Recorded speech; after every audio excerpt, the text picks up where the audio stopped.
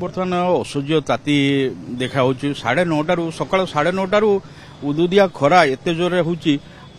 बर्तमान 11:30 बजला टेम्परेचर जाकि 38-39 धरला किंतु आमर ये समुद्र कूल बोली कि ह्यूमिडिटी बहुत तो टेम्परेचर टा पाखापाखि 45 डिग्री ऊपर जो भाया लगुचे तो बाहर के काम करने कष्ट जाऊँ खाली अत्यंत आवश्यक पड़ी बोली कि आम हस्पिटाल आज आसचु किंतु ये ना रेस्ट सेट कौटी गोटे बसवा लगे जगह अच्छी पीवा पानी जगह अच्छी बहुत कष्ट हो ये स्कूल पिला भी जाऊँ बहुत कष्ट होने खरा दरार फेरुंट सका तो जाऊँ किंतु दिन 10टा पर एत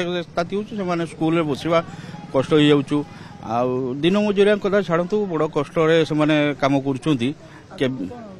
आग को जहाँ सूचना मिलूँ दिने 2 दिन पर वर्षा टी टेम्परेचर आहरी बढ़ो तेणु